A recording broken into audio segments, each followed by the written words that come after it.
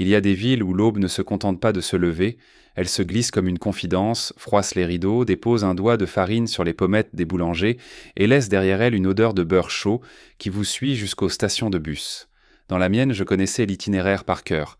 4 rues en pente, un pont qui sentait la rouille, la place des Tilleuls, où le premier journal tombait dans sa boîte à lettres avec un bruit creux, puis la grille bleue du Nerero 17 et la porte mitoyenne du Nerero 19, où la vieille dame attendait déjà en robe de chambre pour compter les pièces, puis encore 3 sonnettes dont l'une sonnait faux, puis le Nerero 1, celui qui ne répondait jamais.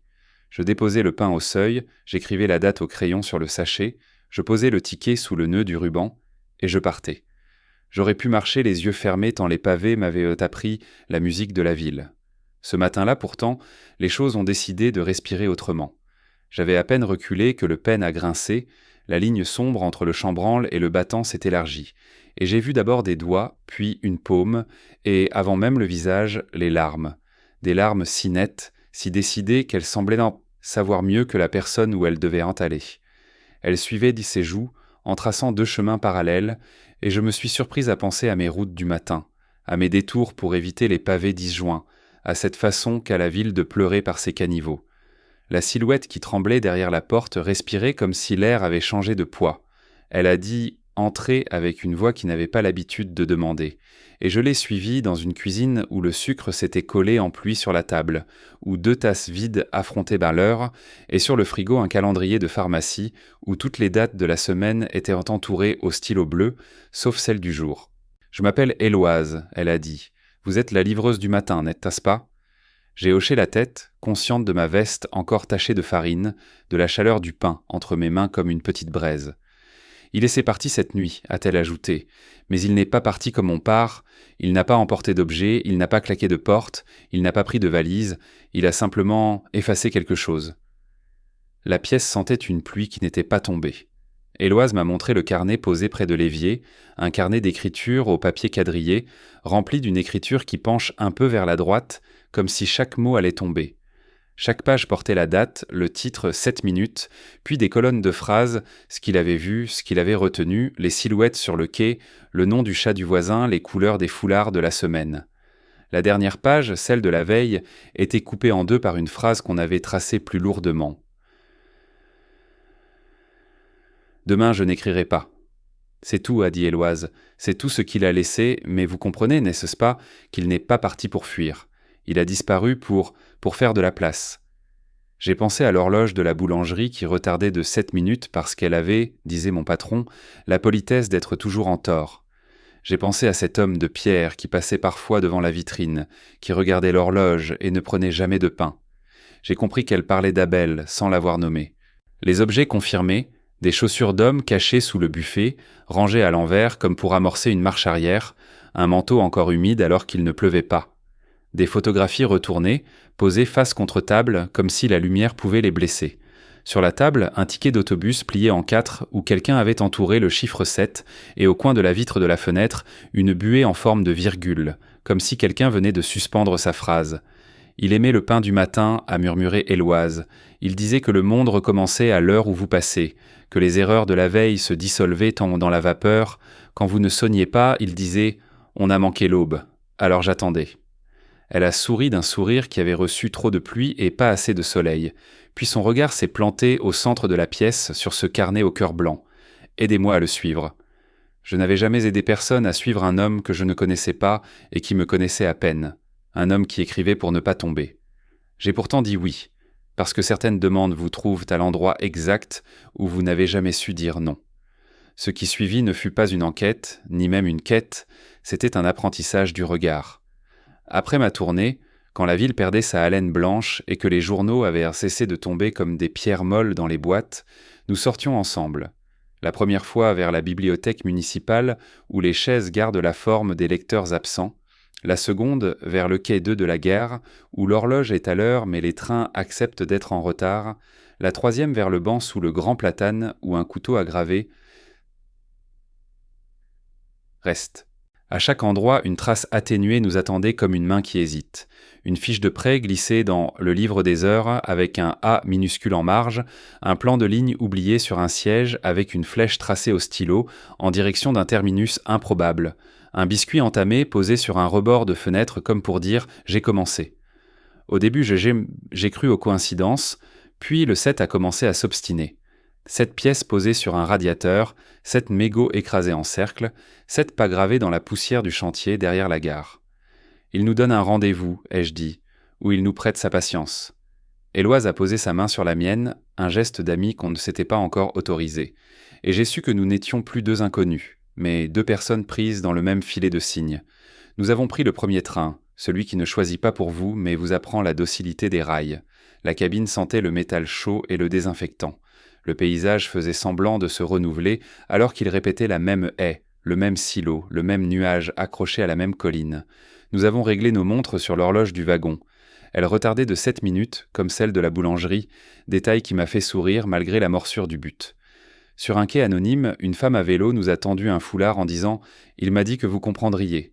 Le foulard était bleu, d'un bleu d'azur trop franc pour nos faubourgs, et dans la trame on distinguait une petite irrégularité, 7 fils, plus serrés à un endroit, comme une cicatrice. Au café d'en face, la chaise du fond attendait avec, dessus, un paquet de sucre aligné en 7 petits carrés. « Il fait de la place », a murmuré Éloise. « Il libère des sièges, il déplie des nappes, il remet du temps entre les secondes. » Je l'ai regardée comme on regarde une mère qu'on n'avait jamais osé nommer. Elle avait trouvé la phrase qui tenait tout. Faire de la place, voilà ce qu'il avait écrit en s'effaçant. Dans une salle d'attente qui prétendait guérir les genoux, mais guérissait surtout les dimanches, une affiche penchée nous montrait un calendrier où seules les dates marquées d'un 7 étaient entourées. Au-dessus, quelqu'un avait écrit « N'ayez pas peur d'être en retard pour l'amour ». Nous avons ri, un rire sans joie, mais avec une respiration dedans. À chaque étape, Éloise racontait à Belle comme on raconte une apparition.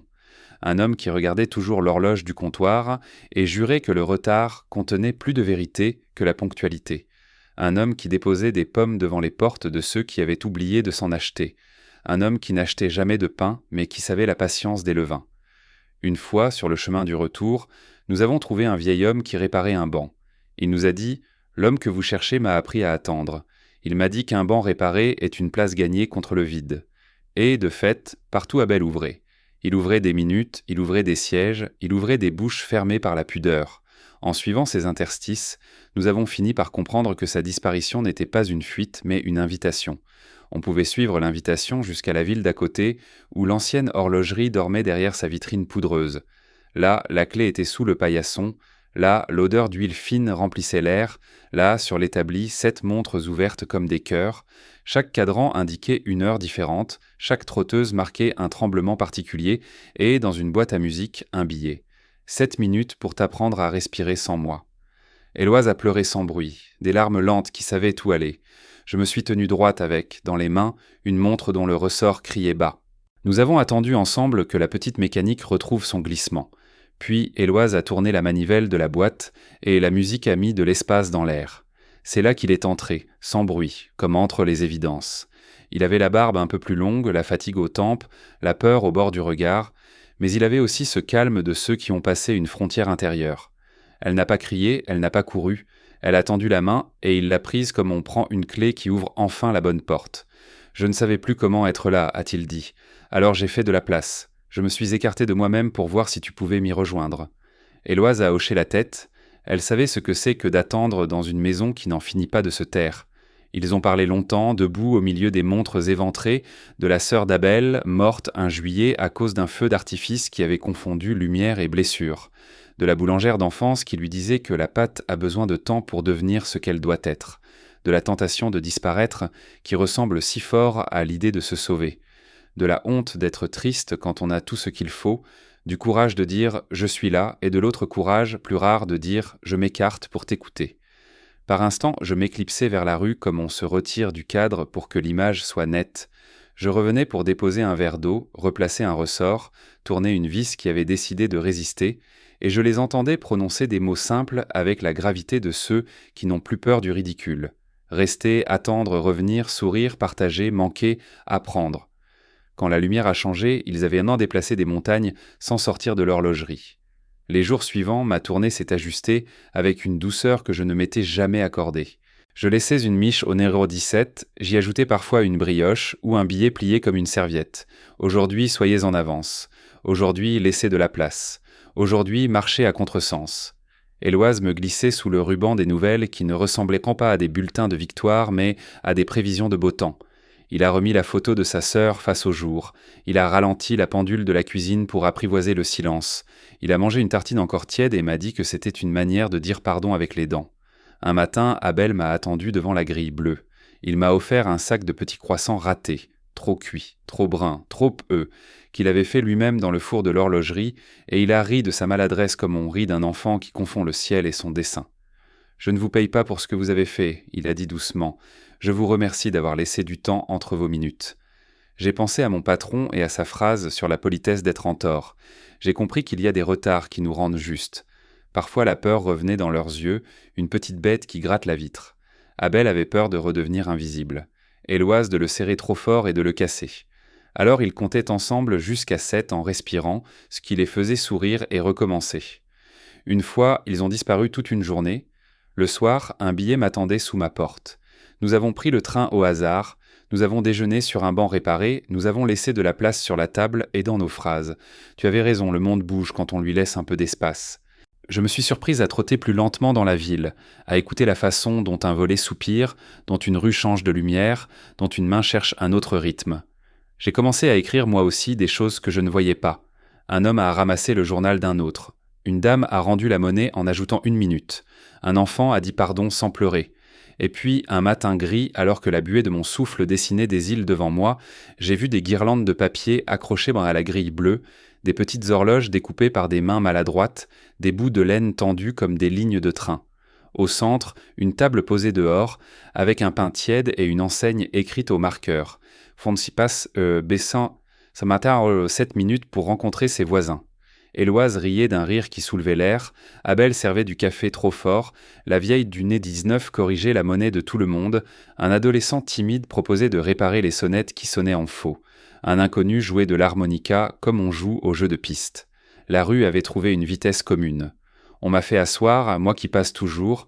On m'a demandé d'attendre sans livrer, ce qui est un métier plus difficile qu'il n'y paraît. Le pain a circulé de main en main, chaque tranche aussi simple qu'un pardon possible. Vers midi, Abel a tapé doucement sur un verre, le temps s'est tenu tranquille. Il a dit « J'ai cru qu'il fallait disparaître pour sauver ce qui restait de moi. J'ai cru qu'il fallait m'effacer pour n'être pas de trop. J'ai appris qu'on peut se décaler sans se perdre, qu'on peut retarder sa propre horloge pour laisser passer quelqu'un d'autre, et que la preuve d'amour la plus claire, parfois, c'est une chaise vide qu'on garde au chaud. » Il n'a pas pleuré cette fois, ou peut-être que si, mais ses larmes avaient en trouvé un endroit où aller. Depuis, je passe encore devant la grille bleue du Neroro 17. Elle avait été repeinte d'un bleu plus profond, presque marin, comme si la porte avait appris à respirer sous l'eau. Je dépose le pain, j'écoute si la maison respire avec lui. Quand il n'y a pas de réponse, je sais que l'air à l'intérieur s'organise. On dit que les habitudes sont des chaînes. Je crois qu'elles peuvent être des passerelles lorsqu'on sait ce qu'on traverse, et que livrer du pain chaque matin n'est pas seulement un travail, mais d'une promesse discrète faite au jour qui vient. Je t'apporte de quoi tenir, et si tu ne peux pas ouvrir, j'attendrai assez pour que tu aies le temps de le vouloir. Alors, quand une porte s'ouvre en larmes, je ne vois plus un naufrage. J'entends la mer reprendre sa place, et je pose la miche comme on pose une main sur une épaule qui tremble, puis je recule un peu, juste assez pour qu'il y ait de la place. Les jours qui suivirent entre cette fête du pain eurent une lumière étrange, comme si la ville s'était réveillée avec une mémoire nouvelle. Les gens se saluaient, plus lentement, les rideaux restaient entrouverts, et le boulanger, celui qui ne souriait jamais, se mit à tracer des cœurs de farine sur le comptoir avant d'y poser la première miche. J'avais l'impression que le temps s'était étiré, non pour durer plus longtemps, mais pour respirer plus doucement. Éloi et Abel s'étaient fait plus discrets. Parfois je les apercevais à travers les vitres du Neroro 17. Elle, assise près de la fenêtre, reprisant une chemise d'homme, et lui, penché sur un objet invisible, les doigts tachés d'huile, l'œil tranquille. Mais un matin, la porte s'ouvrit avant même que je ne sonne. Abel sortit, le visage pâle, un foulard bleu autour du cou, le même foulard que la cycliste nous avait donné. « Éloi est partie voir sa sœur, dit-il, mais sa voix tremblait comme une corde mal accordée. Elle reviendra bien sûr, ajouta-t-il vite. Elle voulait juste vérifier quelque chose là-bas. Je n'ai pas insisté, mais son regard trahissait une inquiétude sourde. Je laissai le pain, il me remercia avec une lenteur un peu trop polie, puis il resta planté sur le seuil, immobile, longtemps après que j'eus tourné le coin de la rue. Ce jour-là, le vent changea. Il portait une odeur de pluie et d'absence. Les semaines suivantes, je continuais ma tournée, mais quelque chose manquait dans le bruit des pas. La ville s'était remise à bâiller, les rires redevenaient en plus rares, et l'horlogerie où Abel passait ses journées gardait la lumière allumée très tard. Parfois, en passant, je voyais son ombre bouger derrière la vitre. D'autres fois, rien. Puis un soir, alors que je fermais la boutique de mon patron, j'ai trouvé une enveloppe glissée sous la porte. Elle ne portait pas de nom, juste une tache d'huile et l'odeur reconnaissable du métal chauffé.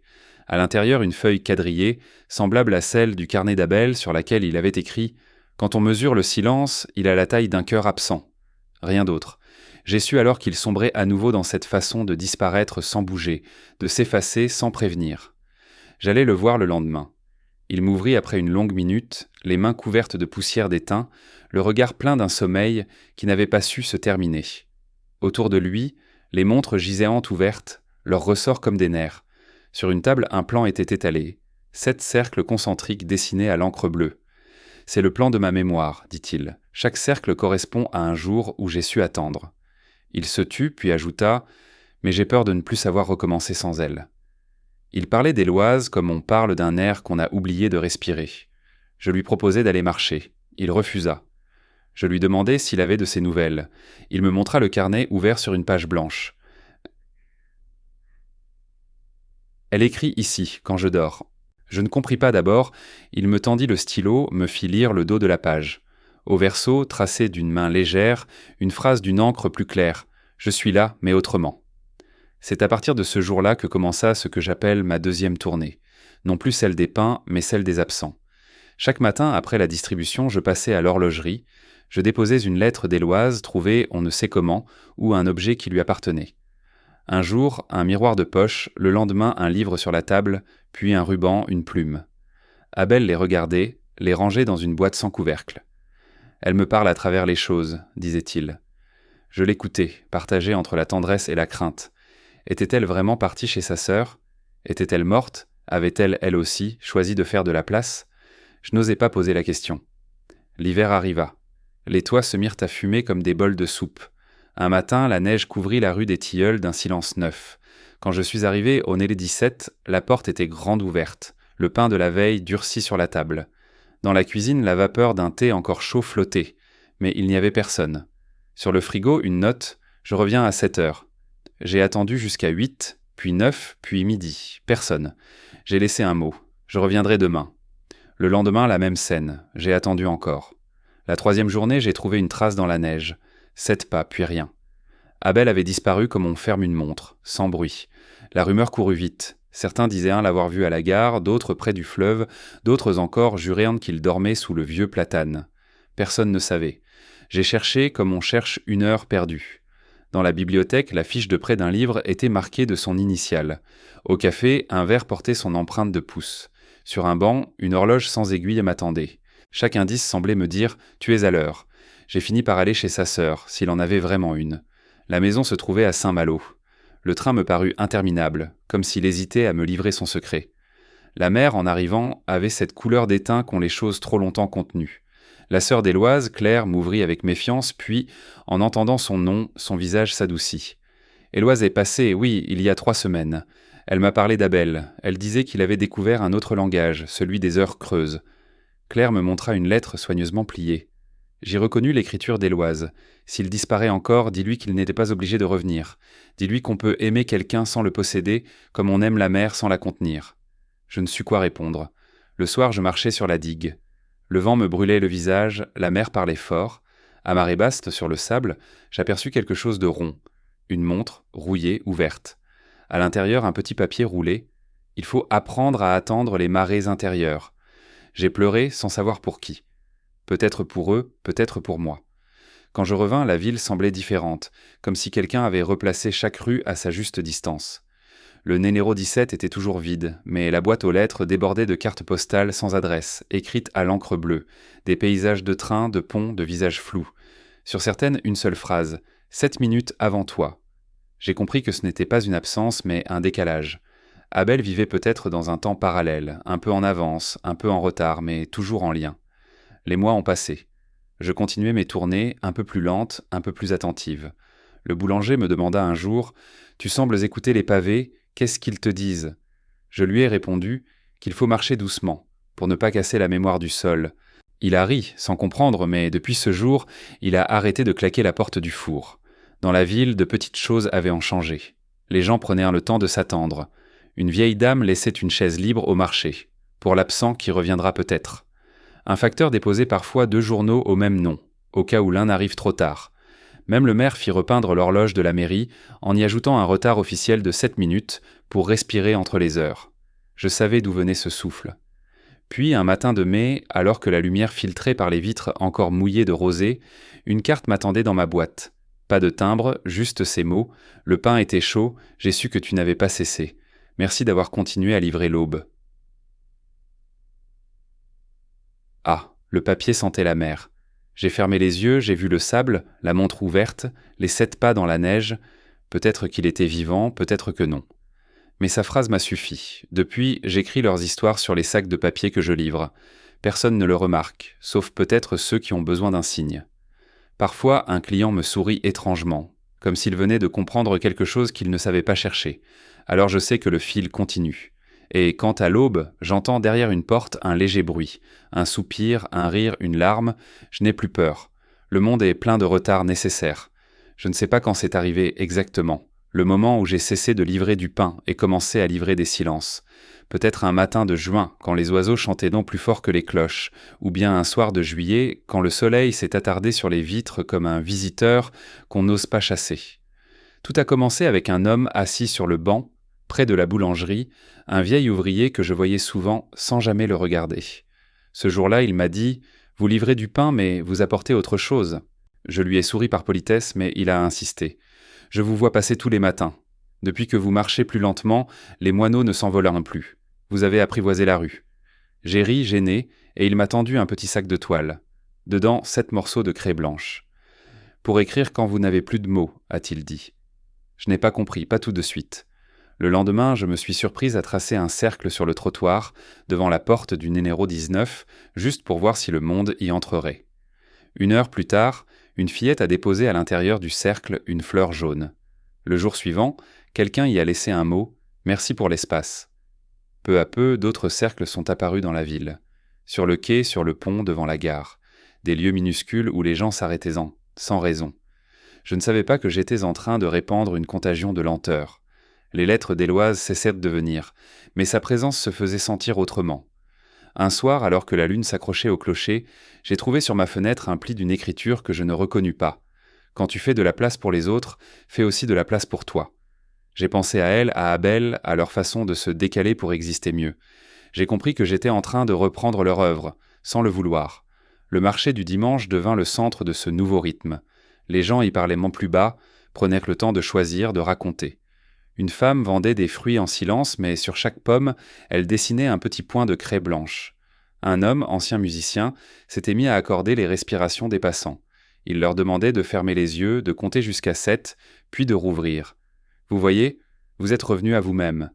Certains riaient, d'autres pleuraient. Moi, j'achetais mon pain plus tard, quand la foule s'était dissoute. Un soir, j'ai reçu une visite inattendue. Une jeune femme, la trentaine, les cheveux noirs comme une nuit encore humide, frappa à ma porte. Elle se présenta. « Je m'appelle Lila. J'étais l'élève d'Abel, autrefois. Il m'a appris à réparer les montres et à attendre le bruit d'un cœur avant d'en toucher les aiguilles. » Elle avait dans les mains un petit coffret en bois, dedans 7 montres identiques, figées à des heures différentes. Il voulait que je vous les donne, à vous. Il disait que vous sauriez quoi en faire. Je restai muette. Elle ajouta « Chaque montre contient un souvenir, mais il faut attendre le bon moment pour les écouter. » Cette nuit-là, je n'ai pas dormi. J'ai ouvert la première montre. À l'intérieur, une photo minuscule. Éloise, assise au bord d'un quai, un pain sur les genoux. Au dos, une phrase. Chaque aube mérite son pain et son pardon. J'ai pleuré longtemps. La deuxième montre contenait un grain de sable, la troisième une miette de papier avec le mot « respire », la quatrième une poussière de craie. J'ai compris que les autres attendraient dans leur heure. Les semaines passèrent et la ville continua de se transformer. Les enfants apprirent à attendre le ver du feu sans trépigner. Les commerçants fermaient à midi pour laisser passer la lumière. Même le facteur s'accordait des pauses silencieuses juste pour regarder la poussière danser. Le monde semblait suspendu à un fil d'or invisible. Et moi je continuais à marcher, sac sur l'épaule, la craie dans la poche. Un matin, un bruit nouveau troubla la paix, celui d'un carillon. En approchant du numéro 17, je vis la fenêtre grande ouverte, les rideaux agités comme des drapeaux d'adieu. Sur la table, les 7 montres, toutes tournèrent à nouveau. Leurs aiguilles se déplaçaient en décalage parfait, chacune avançant d'une minute sur l'autre. Sur le mur, une ombre projetée dessinait la silhouette d'un homme et d'une femme qui se tenaient en la main. Puis le vent s'est levé, et tout s'est effacé. Je n'ai jamais su si je les avais vraiment vus. Depuis ce jour, je vis dans une sorte d'entre-deux, ni tout à fait ici, ni tout à fait ailleurs. J'ai appris à lire le temps autrement. Parfois, je m'arrête devant une porte close, je ferme les yeux et j'entends leur voix, celle d'Éloise, douce, ferme, sois à l'heure de ton cœur. Celle d'Abel, plus grave, fais de la place pour ceux qui cherchent encore. Alors je dépose le pain, je trace un petit cercle de craie et je repars, laissant derrière moi une promesse que personne ne remarque, sauf ceux qui ont besoin de croire que les absents ne le sont jamais vraiment. Il y eut pourtant un jour où moi aussi, j'ai failli disparaître. Une fatigue lourde, un silence trop plein. Le monde me semblait se refermer, comme un livre dont on aurait lu la dernière page. J'étais assise sur le pont, le sac vide, le vent froid. J'ai regardé la rivière et j'ai murmuré « J'ai livré assez ». C'est alors qu'un enfant, sorti de nulle part, s'est approché. Il portait dans les mains une miche de pain encore chaude. « C'est pour vous », a-t-il dit. « Quelqu'un m'a demandé de vous la donner si vous paraissiez fatigué. » Sur le sachet, en lettres tremblées, « Ne t'arrête pas à la dernière page. Il y a encore 7 mots à écrire. » Je n'ai jamais su qui avait envoyé ce message. Mais j'ai senti la chaleur du pain contre ma poitrine, et j'ai compris que les histoires, comme la pâte, lèvent encore tant qu'on y met de la chaleur. Depuis, je continue. Je livre, j'écoute, j'écris parfois sur les murs. Attendre n'est pas perdre. Et dans certains soirs d'automne, quand la pluie lave les trottoirs et que les lumières tremblent dans les flaques, j'entends au loin un carillon de 7 notes. Alors je sais qu'ils ne sont pas partis, qu'ils marchent juste un peu en avant, dans le retard nécessaire de l'amour. La ville s'était habituée à cette respiration neuve, comme un orchestre qui aurait enfin trouvé sa note tenue. Et pourtant quelque chose demandait encore à naître, une forme plus vaste, plus partagée, comme si les cercles de craie ne suffisaient non plus. Comme si l'horlogerie d'Abel, la fenêtre d'Éloise, mes sacs de papier inscrits de phrases, tout cela appelait un lieu où les minutes pourraient se rencontrer sans se nuire. L'idée vint une nuit d'août, moite et lente, quand je passais sur la place des Tilleuls et que j'entendis le bruit d'une balançoire rouillée. Chaque grincement avait exactement le même intervalle, une plainte régulière, la mesure d'un cœur fatigué. Je me suis arrêté, j'ai posé mon sac et j'ai écrit sur le pavé avec la craie du vieil ouvrier. 7 minutes de silence, ici, chaque soir. Le lendemain, à 19h, je suis revenu avec une miche tiède et un couteau émoussé. Je n'attendais personne. La ville m'a surprise.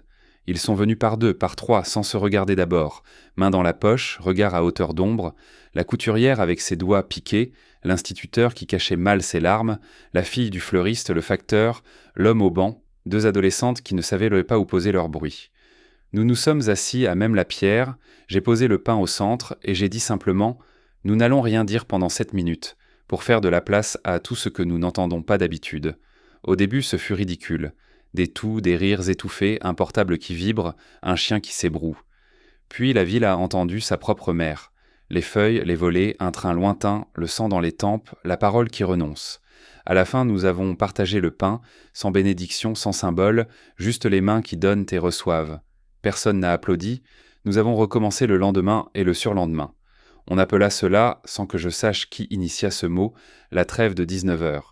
Bientôt, sur d'autres places, d'autres cercles apparurent, devant la gare, près des jeux d'enfants, au bord de la rivière, dans la cour de l'école. Chaque soir, pendant 7 minutes, la ville retirait ses chaussures. Et tout ce qui, jusque-là, se disait trop fort pour être entendu, trouva sa place dans un murmure qu'on ne confondait plus avec du vide. Au cœur de cette habitude nouvelle, un garçon s'écroula un soir, un adolescent au regard trop vif, les pommettes saillantes comme des promesses cassées. Il tombait de faim ou de fatigue ou des deux. On s'est précipité, on a posé sa tête sur la miche comme sur un oreiller tiède. Il respirait mal, il répétait « Je suis en avance, comme si sa vie avait pris un train qui n'était pas le sien. Je l'ai emmené à l'hôpital. Dans le couloir bleu, j'ai compris que la trêve devait aussi exister là où l'urgence règne, que le soin n'est pas toujours une course. J'ai demandé au médecin 7 minutes de silence pour le garçon, et l'homme en blouse a d'abord levé les yeux au ciel. Puis il a vu la peur trembler dans la bouche de l'enfant et il a dit « D'accord, Nous avons éteint le néon, fermé la porte, et 7 minutes sont passées comme une pluie qui apprend sa douceur. Le garçon s'est calmé, il a nommé sa faim, non celle du ventre, mais celle qui griffe les nuits. Faim d'une chaise gardée pour soi, faim d'une voix qui n'exige pas, faim d'un pain avec son prénom.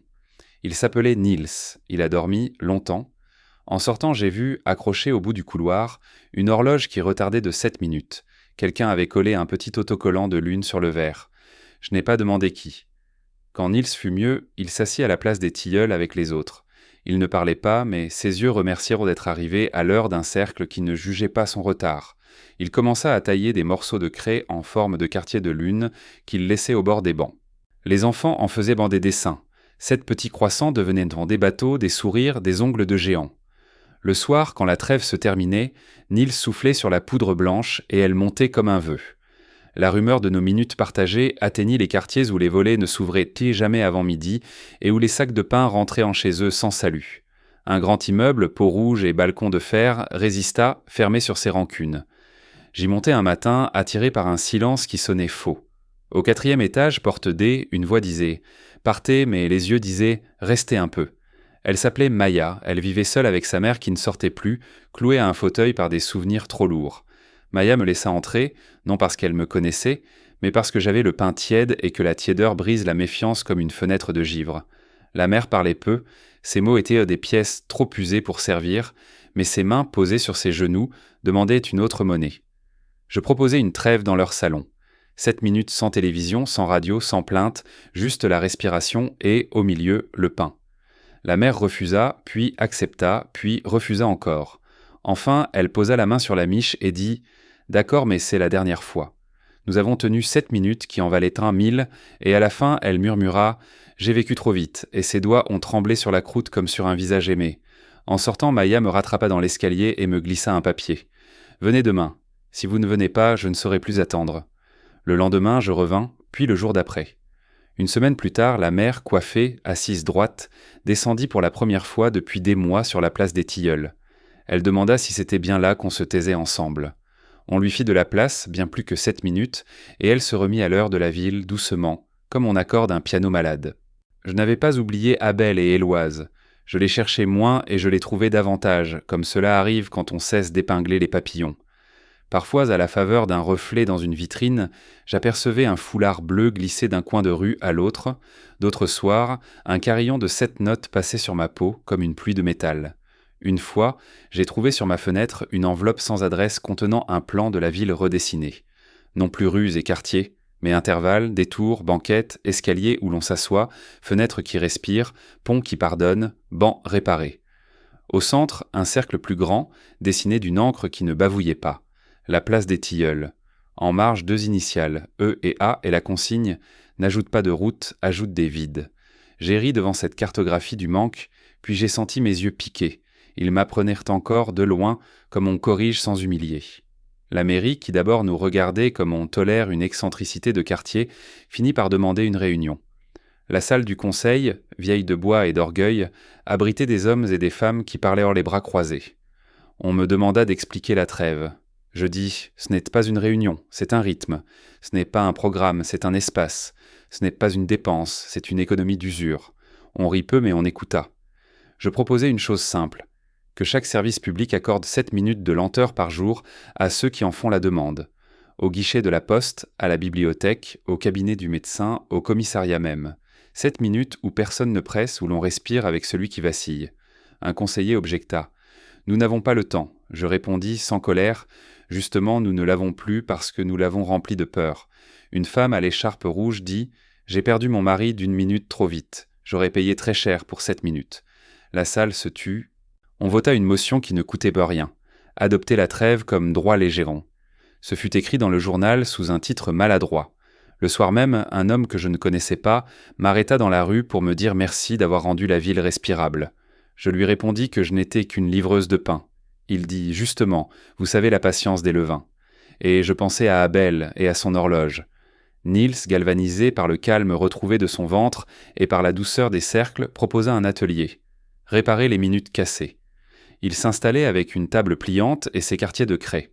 Il invitait les passants à raconter en 7 phrases une heure qui n'avait pas su passer. Un rendez-vous manqué, une gifle, une porte fermée trop tôt, un « je t'aime » avalé. À la fin, il écrivait au sol une phrase très simple. « Ce qui est passé n'a pas fini de te faire exister ». J'appris à ne pas corriger ce garçon qui allait trop vite pour son âge. Il bricolait des sabliers avec des bouteilles vides, du sable et des miettes. Il offrait des mains courantes de silence à ceux qui trébuchaient. Il traçait de longs traits au sol pour que les gens s'y alignent quand ils se sentaient éparpillés. Il se trompait souvent, il apprenait en reprenant. Quand il échouait, il grattait la craie du bout de l'ongle et disait « D'accord, recommençons demain. » Nous avions tous besoin d'un enfant pour nous rappeler que le temps a des genoux. Une nuit d'orage, la boulangerie prit feu. Un court-circuit, les pompiers dirent, ou la fatigue des fils. Le patron, celui qui disait que l'horloge avait la politesse d'être en tort, était là, pieds nus sur le trottoir, le visage noirci, ses bras serrant contre lui un sac de farine comme on serre son enfant. La foule s'assembla vite. La trêve n'était pas à l'ordre du jour, mais elle s'imposa. Pas de cris, pas de spéculation, juste des mains qui font une chaîne, des mots doux pour les flammes, les prénoms prononcés comme des cordes. Quand tout fut fini, cendres, odeur rance, silence sec, le patron s'assit par terre et cacha son visage. Je posai devant lui une miche sauvée par miracle et j'ouvris la 5e montre du coffret de lilas. À l'intérieur, une poussière dorée, du pain réduit en mémoire. Sur le couvercle, une phrase, « Ce qui nourrit peut renaître ». Le patron leva la tête, prit une poignée de cendres, la mêla à la farine rescapée. Il disait n'importe quoi, il bégayait sa douleur comme on trébuche en terrain plat. Nous l'écoutâmes. 3 jours plus tard, la boulangerie ouvrit sous une tente, avec un four prêté, des recettes cassées et une file d'attente trop longue. Le premier pain vendu s'appela « 7 ». Ce fut un pain un peu dense, un peu têtu, mais qui tenait la main à la confiture comme peu d'autres.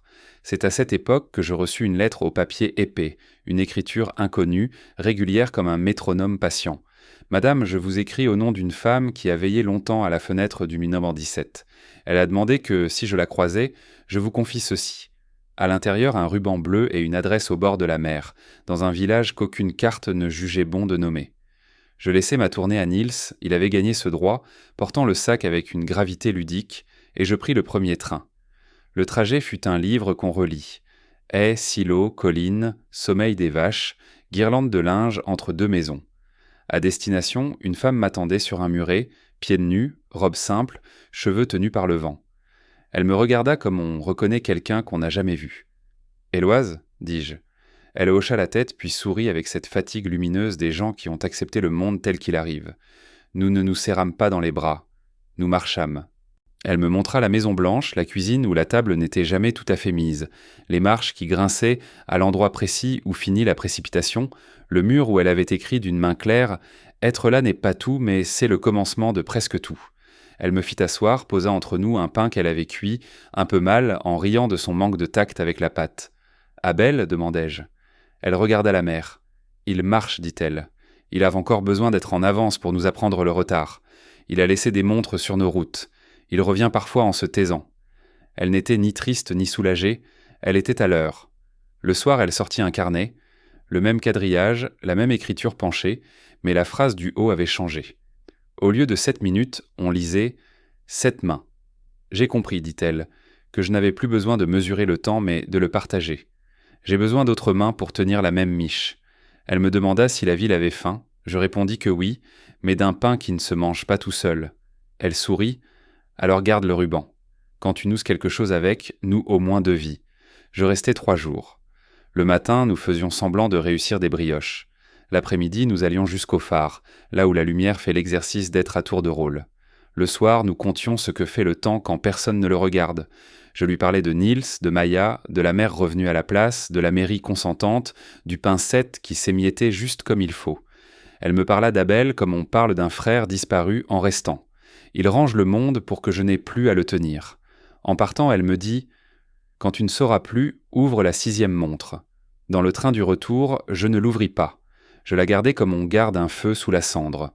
La 6e montre s'ouvrit d'elle-même un soir où la pluie s'était trompée de saison. À l'intérieur, pas d'objet, rien qu'un souffle, l'odeur d'une pièce fermée depuis longtemps et qui tout à coup consent. Sur le couvercle, griffonné comme par une main pressée, une question. « Qui t'ouvre, toi ?» Je n'avais pas de réponse, j'en cherchais une dans la ville. Je me rendis compte que j'acceptais d'ouvrir pour tous, sauf pour moi. Je me forçai à m'asseoir à la place des tilleuls pendant 7 minutes. sans rien donner, sans rien organiser. Juste recevoir le bruit de la pluie, les gestes sans moi, les regards qui ne me demandent rien. Ce fut atroce et nécessaire. Je sentis mes mains trembler de ne plus tenir. Je les posai sur mes genoux comme des oiseaux qui acceptent d'atterrir. Une vieille dame s'approcha et me posa une tranche de pain sur la paume. Elle dit « Il faut aussi que quelqu'un te nourrisse ». Je pleurais sans bruit. Niels, à côté, comptait jusqu'à 7, sur ses doigts sales, concentrés comme pour un examen. Il ne se moqua pas. À la fin, je pus respirer sans penser au prochain souffle. Un hiver plus tard, la trêve était devenue un pli profond de la ville. Les visiteurs venaient de loin voir cette folie douce. Certains repartaient en ricanant, d'autres restaient, adoptés par un banc, par un pain, par un regard qui dit d'accord, on va à ton rythme. Nous avions ajouté des réserves de lenteur dans des lieux absurdes. Un coin de supermarché avec 2 chaises qui ne servaient jamais à vendre, un coin du commissariat où l'on pouvait demander 7 minutes avant d'expliquer, un coin de terrain vague où un panneau peint par des enfants disait « Ici, on a le temps d'être triste ». Dans la bibliothèque, on créa une section livres qui guérissent quand on les pose, avec des œuvres trop lentes pour l'époque. Elles sortirent plus qu'on ne l'aurait cru. Au lycée, un professeur proposa l'examen du tard. On y notait la capacité d'un élève à laisser parler un autre jusqu'au bout. On riait, mais on essayait. C'est alors que revint Abel. Pas comme un héros, ni comme une honte, mais comme un homme qui a fini sa marche de travers et qui consent à la ligne droite. Il entra pendant la trêve, s'assit sans bruit, retira sa montre et la posa au centre du cercle, à côté du pain. Niels le reconnut, lâcha sa craie et voulut courir. Je posai ma main sur son épaule. « Laisse-le arriver tout entier. » Les 7 minutes passèrent sur sa barbe, sur ses yeux, sur le poids qu'il portait et qu'il n'avait plus à porter. À la fin, il regarda autour, puis prononça une phrase si simple qu'elle fit du silence un animal apprivoisé. « J'ai appris à être absent, sans me sauver. Maintenant j'aimerais apprendre à être présent, sans me posséder. » Nous ne l'applaudîmes pas. Niels lui tendit une tranche, Abel la prit comme on prend le témoin d'une course qu'on ne veut plus courir contre le monde, mais avec lui. Je lui dis qu'Éloise cuisinait mal et qu'elle en riait. Il rit d'un rire qui avait plus de souffle que de son. Il resta. À la fin de la semaine, on le vit sous l'enseigne de la boulangerie, épaules farinées, gestes hésitants, patience sûre. Il n'était pas devenu boulanger. On ne devient pas ce qu'on admire simplement en se rapprochant, mais il prêtait sa lenteur aux pâtes. Il remit à l'heure l'horloge du four, non pas sur midi, mais sur maintenant -7, parce que toute chaleur a besoin d'une marche d'escalier pour être juste. Le patron se laissa faire, heureux comme un homme qu'on aide à porter sa fatigue. Je n'ai pas cherché Éloise pour la ramener. Je n'ai pas demandé à Abel quand il irait la rejoindre. La ville avait compris que certains amours ont la forme d'une distance consentie. Parfois une lettre arrivait, papier salé, odeur de goémon. Elle disait « Je suis là où la mer recule pour mieux revenir ». Parfois un colis contenait des moules, un dessin de mouette, un ruban bleu avec une miette collée. Nous posions ces objets au centre de la trêve, non pour faire un autel, mais pour vérifier que notre église était le ciel sans toit. Je n'avais pas encore ouvert la 7e montre. Je sentais qu'elle était, pour un moment, où l'histoire aurait besoin de se resserrer comme une main avant la poignée. Ce moment arriva un printemps de vent. Maya courut sur la place, visage défait, cria le prénom de sa mère qu'on retrouva assise, droite, les yeux loin. Son pouls hésitait, sa bouche cherchait. On appela les secours. La trêve se fit autour d'elle, spontanée, pas un cri, pas une injonction. Abel posa sa main sur son poignet, Niels sur son épaule, le patron sur la miche, moi sur le front. Je sortis la dernière montre. Elle était lourde comme un secret qui accepte enfin sa lumière. À l'intérieur, pas d'objet, pas d'odeur, rien qu'un tout petit miroir où nos visages s'assemblèrent aussitôt, difformes et justes. Au dos, ces mots « La place que tu fais devient ton visage ». Je le lus à haute voix. La mère eut un sourire minuscule, un fil, puis un souffle profond, et la vie choisit de rester. Elle ne marcha plus comme avant, mais elle sourit mieux. Nous avons rangé la montre sans la fermer, comme on laisse une fenêtre en tilt. Je compris que le coffret était à présent vide et plein. Nous n'avions plus besoin de montre parce que nous avions appris à voir ce qui n'a pas d'aiguille. Les années suivantes, je vieillis sans tristesse. Ma tournée se fit plus courte. D'autres jambes acceptèrent d'apprendre les pavés. Les cercles de craie survécurent aux pluies, aux hivers, aux ricanements. Certains soirs, la trêve ne rassemblait que 3 personnes. D'autres, la place semblait trop petite. Nous n'en fîmes jamais un spectacle. Il arrivait que les journaux se lassent, que des élus veuillent en faire un label.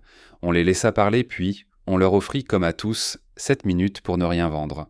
Parfois, quelqu'un disparaissait, un voyage sans bagages, une retraite dans la maison du silence, un départ en mer. Nous avions appris à ne pas retenir. Parfois, quelqu'un revenait, plus lourd, plus clair, ou l'inverse. Nous avions appris à faire de la place au retour sans humilier l'absence. J'écrivais encore sur mes sacs, mais les mots se faisaient le plus courts. Reste, respire, reviens, passe, écoute, tiens, merci. 7 mots suffisent quand le pain est bon. Un dernier détail que je n'ai pas dit et qui pourtant a tout ourlé de sa lumière. À force de marcher à l'aube, de porter la chaleur et la mie, d'écouter la ville et ses clochers différemment, j'ai fini par entendre des choses sous les choses. Les portes qui claquent, ne disant pas toujours va-t'en. Parfois elles disent « j'ai peur ». Les pas pressés ne signifient pas toujours « je suis en retard ». Parfois ils confessent « je ne sais pas où poser mon poids ». Le silence n'est pas le contraire de la parole, c'est son pain de veille. Et l'amour, si j'ose un mot trop grand, n'est pas l'art de tenir, mais celui d'écarter ses doigts, juste ce qu'il faut, pour que l'autre trouve sa propre prise. Quand je livre encore, certains matins, je me revois au premier jour, devant la porte qui s'ouvrit avec des larmes organisées par la gravité. Je pose le pain, je sens sous mes paumes l'ancienne braise, j'entends la mère de ceux qui vivent dans des maisons où l'air n'a pas encore appris le nom des meubles. Et je murmure sans bruit, comme une bénédiction qui n'a pas besoin de Dieu, « Je suis venu à l'heure de ta peur, je repars à l'heure de ta place ». Je ne sais pas si un jour Éloise reviendra s'asseoir à la place des tilleuls, si Abel partira la rejoindre pour de bon, si Niels dessinera des cercles dans d'autres villes, s'il y aura encore des montres à ouvrir, des pains à rompre, des mères à ramener sur des bancs, des mairies à convaincre que le temps n'est pas un guichet. Je sais seulement ceci. Quand le soir vient et que la lumière s'abandonne sur les seuils, la ville écoute. Les 7 minutes ne sont plus un événement. Elles sont la trame même de nos gestes. Nous avons cessé de chercher à être à l'heure des autres. Nous avons appris à être ensemble au décalage juste. Et s'il arrive qu'un inconnu traverse la place, qu'il nous voit assis, immobile, puis rompre le pain, sourire, se lever sans précipitation et repartir comme on replace une chaise contre une table, il se dira peut-être « Quelle étrange église !»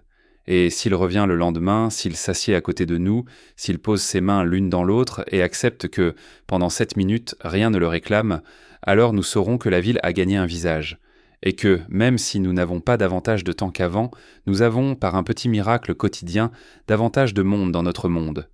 Voilà ce que la livraison du matin a fait de moi. Non pas une sainte ni une héroïne, mais une passeuse de place. Et cela suffit. Les hivers suivants furent plus doux, ou peut-être étions-nous devenus plus résistants. La ville s'était faite à ce souffle particulier, un peu plus lent que celui des autres villes, et les visiteurs qui passaient s'étonnaient, il y a ici quelque chose qui ne s'agite pas. Ils avaient raison. On ne voyait plus vraiment les cercles de craie, mais on sentait leur empreinte sous les semelles, comme une consigne d'équilibre. Les enfants n'avaient pas connu la ville d'avant. Ils croyeraient que les 7 minutes avaient toujours existé, qu'elles étaient un droit naturel, une respiration inscrite dans le pavé. Quand ils jouaient à se taire, on les entendait rire. Je continuais mes tournées, plus lentes, plus courtes, et souvent quelqu'un m'accompagnait pour apprendre le rythme. J'appelais cela « l'école du pain ». Il n'y avait pas de leçons, seulement des marches à l'aube, des maisons à reconnaître, des gestes à apprivoiser. Certains abandonnaient après 2 jours, trop froid, trop tôt, trop silencieux, mais d'autres restaient, trouvant dans le froissement du papier, dans la vapeur des miches, dans le soupir des portes, quelque chose de semblable à la prière. Niels devint mon ombre fidèle. Il écrivait encore sur les murs, mais ses mots avaient grandi. Ne te presse pas d'avoir raison. Laisse le monde reprendre son souffle. Le pain refroidit, mais le cœur aussi a besoin de temps. Parfois il disparaissait une semaine, puis revenait, plus maigre, plus calme, les poches pleines de bouts de craie et de coquillages. Il disait qu'il allait prêter du retard à d'autres villages. Je le laissais faire. Il avait l'âge des départs. Un soir, à la place des tilleuls, il revint avec une femme à la peau sombre et au rire d'eau claire. Elle s'appelait Aïda. Elle avait entendu parler de nos 7 minutes de silence et voulait en créer 7 de chant. Le silence nourrit, dit-elle, mais il faut aussi que le monde apprenne à chanter sans conquérir. Le premier soir, sa voix surprit la ville. Un souffle chaud, grave, sans parole. Nous étions assis comme toujours, le pain au centre, et soudain, au milieu de ce calme, cette note. Elle ne brisa rien, elle s'y posa comme une mouette sur la mer. À la fin, quelqu'un dit « On a entendu la lumière ». Nous avons adopté cette phrase. Chaque fin de semaine, Aïda chantait pendant nos minutes partagées, et la ville respirait à son rythme. Certains pleuraient, d'autres souriaient, tous se taisaient un peu mieux ensuite. C'est à cette époque que j'ai reçu la visite d'un journaliste. Il voulait écrire un article, comprendre comment un rituel absurde avait changé la mécanique d'une ville entière. Il me posa des questions sur Abel, sur Éloise, sur l'origine du cercle. Je répondis simplement. Cela vient d'une porte ouverte en larmes. Il me demanda d'expliquer, je ne le fis pas. Il repartit déconcerté, mais son papier fut doux, plein de phrases qu'il n'avait pas prévues. On dirait que le temps, ici, a appris à attendre son tour.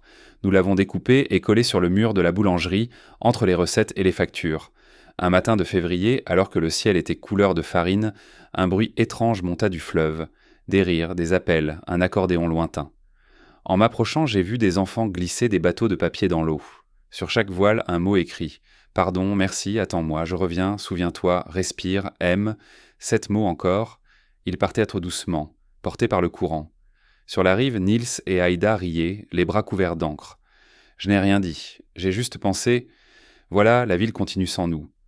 Le printemps revint avec une lumière qui pardonne.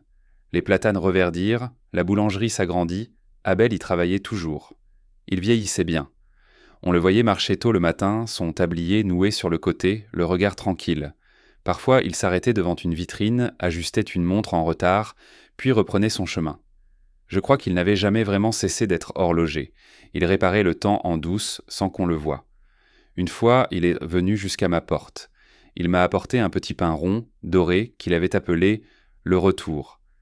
Éloise m'a écrit, m'a-t-il dit. Elle m'attend, mais pas tout de suite. Elle dit qu'il faut d'abord que je me laisse attendre. Je lui ai souri. Nous avons partagé le pain, en silence. Les années passèrent ainsi, souples et denses. La ville grandissait sans perdre sa lenteur. Certains appelaient cela la contagion du calme. On voyait désormais des cercles tracés jusque dans les villages voisins. Les gens disaient « on fait la trêve » comme on dirait « on boit un verre ». Même les trains, sur notre ligne, finirent donc par adopter un retard volontaire de 7 minutes. Décision du chef de gare qui expliqua pour rappeler que la ponctualité n'est pas toujours un mérite. Les voyageurs râlaient au début, puis souriaient. C'était devenu un signe. Ici, on respire avant d'arriver. Puis un jour, la nouvelle tomba. Aïda était enceinte. Elle voulut que l'enfant naisse pendant la trêve pour commencer dans le calme. Le soir où les douleurs commencèrent, la ville entière s'arrêta. Les lampes s'éteignirent, les pas cessèrent. Sur la place autour d'elle, nous avons attendu en silence. Quand le cri du nouveau-né monta, il ne sembla pas percer le calme. Il s'y inscrivit, naturel, nécessaire. Aïda le nomma Abel, sans savoir peut-être, ou peut-être en sachant trop bien. Après cela, le temps se mit à courir un peu plus vite, comme s'il voulait rattraper ses dettes. Nous vieillirent ensemble sans drame. La boulangerie transmit, la mairie oublia la motion mais pas l'habitude. Les enfants grandirent avec la lenteur comme héritage. Je savais que ma route se rapprochait de sa fin, et cela ne m'effrayait pas. Un matin, j'ai confié mon sac à Nils. « Tu connais les maisons mieux que moi maintenant, lui ai-je dit. » Il a hoché la tête, ému. Il m'a promis de garder le rythme. Puis, il m'a demandé « Et toi, que vas-tu faire ?» J'ai répondu « Attendre un peu, regarder la mer peut-être, faire de la place. » Je suis parti sans bruit. Un matin d'avril, la ville derrière moi semblait respirer seule. En chemin, j'ai ouvert la dernière page du vieux carnet d'Éloise. Elle y avait écrit « Le pain livré, le monde reçu. Merci d'avoir attendu. » J'ai refermé doucement, sans larmes. À la gare, l'horloge affichait encore son retard officiel. Le train n'était pas pressé. Moi non plus. Aujourd'hui, j'habite au bord de la mer, dans une maison blanche où le vent parle en syllabes lentes. Parfois, un visiteur frappe. Un ancien de la ville, un inconnu curieux, un enfant qui veut apprendre à écouter. Je leur offre du pain chaud et 7 minutes de silence. Certains pleurent, d'autres rient. Parfois, quand la marée descend, je crois entendre un carillon. 7 notes, claires, espacées. Je lève les yeux. Sur la falaise, 2 silhouettes avancent, main dans la main, et disparaissent quand derrière la lumière. Je ne cours pas. Je sais qu'ils sont là. Je ferme les yeux, j'inspire et je murmure. Merci d'avoir fait de la place.